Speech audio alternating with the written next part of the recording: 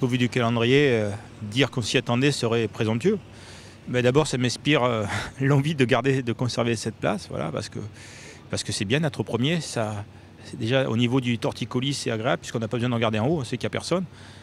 Mais en même temps, ça m'inspire aussi beaucoup de pragmatisme parce qu'on pourrait être premier du top 14 et gagner nos 26 premiers matchs, comme je le dis, et c'est le 27e qui sera important. Donc voilà, on se prépare à la bataille des phases finales.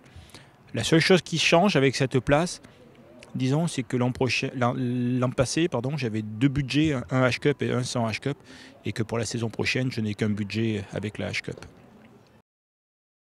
Il y en a 4 peut-être ce week-end avec Pierrick Gunter.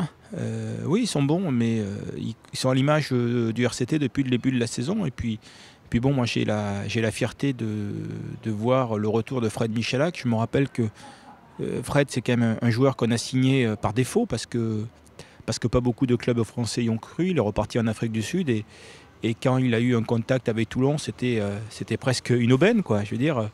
Et je suis content que ce joueur se soit relancé et qu'avec la trentaine arrivant, il ait trouvé cette sagesse wilkinsonienne qui lui va bien maintenant et qui ont fait ce joueur de dimension internationale tout en conservant ce côté un peu atypique d'un joueur d'instinct.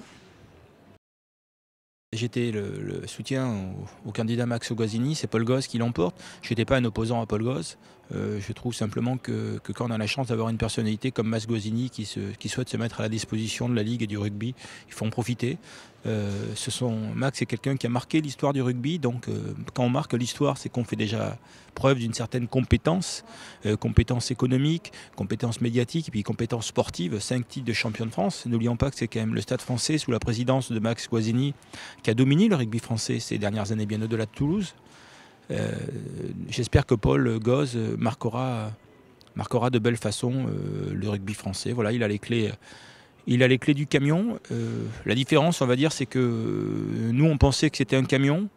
Eux pensent que c'est une Ferrari. On voulait le transformer en Ferrari. Et puis, il y en a peut-être d'autres qui veulent le transformer en tracteur. Je ne sais pas quelle est la vérité qui sortira. Donc, on est en train de travailler actuellement avec les gens de là-bas pour organiser une rencontre. D'abord, le calendrier est compliqué pour jouer au Vélodrome parce qu'il y a beaucoup d'impératifs liés à l'OM et c'est tout à fait normal. Hein. C'est quand même, nous, on est des squatteurs, hein. C'est le stade de l'OM avant tout. Et il semblerait qu'il y ait une fenêtre sur un match. Maintenant, il nous faut toutes les autorisations pour pouvoir l'organiser. Et si c'est le cas, on sera heureux d'organiser un match au Vélodrome parce que c'est important pour l'économie du club, c'est sûr, mais aussi pour l'audience du club qui cette année, je vous rappelle qu'on a un taux de remplissage à Mayol qui est exceptionnel et ça serait bien qu'on soit encore leader quand on ira jouer au Vélodrome de façon à réunir tout le Grand Sud autour du RCT parce que je ne sais pas comment font les gens d'Avignon, de Marseille, de Nice cette année. Trouver des places à Mayol, c'est assez compliqué. Je peux vous dire que par exemple, pour le match de Grenoble dans 15 jours, on risque fort d'être à guichet fermé, quoi. Voilà, il y a un très très fort engouement qui est lié aux résultats sportifs, on le sait bien aussi. Voilà, le RCT cette année gagne, crée quelque chose, crée du jeu et les gens ont envie de venir voir cette équipe.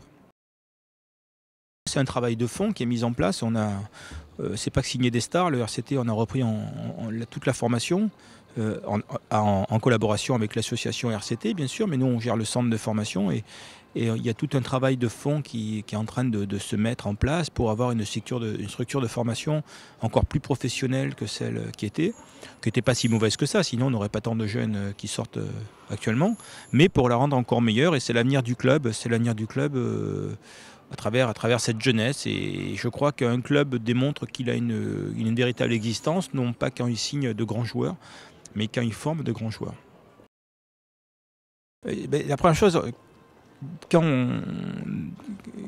on vend son entreprise, alors qu'on a été très actif dans son entreprise pendant des années, la première chose qui est très surprenante, c'est qu'on a toujours été éduqué avec cette idée qu'il faut travailler pour vivre, quoi. Et donc psychologiquement, il faut intégrer le fait qu'on n'a plus besoin de travailler pour vivre. Bon, après, il y a des choses beaucoup plus difficiles à intégrer psychologiquement, hein, je vous le concède, mais ça perturbe un petit peu. Voilà, et parce que quelque part, ce besoin de travailler crée une énergie, crée un stress, tout ça qui est porteur de performance. Et donc j'ai mis un petit temps quand même à m'adapter à ça. Et aujourd'hui, bon, ben, j'ai retrouvé l'appétit. Alors, ce qui me manque dans l'édition, bien sûr, j'aime faire des livres, quoi. C'est sûr que ça me manque. Je vais voir des fois dans des magasins, des bouquins. C'est sûr que je referai des livres. Mais aujourd'hui, j'ai une autre vie, j'ai une autre ambition qui correspond à un rêve d'adulte. L'édition était un rêve d'enfant. Et je vais essayer d'accomplir ce rêve d'adulte sur les prochaines années. Et puis après, je verrai ce que je ferai de ma vie. Mais moi, je suis pas opposé à vivre plusieurs vies dans une vie, quoi. Ça me dérange pas. Voilà, peut-être que je partirai dans d'autres domaines que je connais pas encore. Peut-être que je reviendrai dans l'édition. Voilà, j'ai eu des opportunités auxquelles j'ai pas répondu il y a quelques années dans différents domaines, dans le cinéma, dans d'autres trucs. Peut-être que j'irai dans ces domaines-là dans quelques années. Pour l'instant, j'ai un rêve d'adulte qui est à accomplir. Ce rêve d'adulte, c'est de faire du RCT un des plus grands, si ce n'est le plus grand club qui soit, quoi. Voilà, et je m'y attelle et j'ai la folie de penser que c'est possible. Voilà, j'ai toujours eu ce trait de caractère qui fait que je ne fais pas de différence entre mes rêves et mes ambitions. Et mon rêve et mon ambition aujourd'hui est celle-là.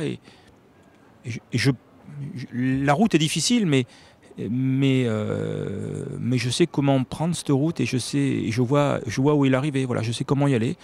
On verra si Dieu me prête vie et si la chance nous sourit un peu, si on réussit à le faire.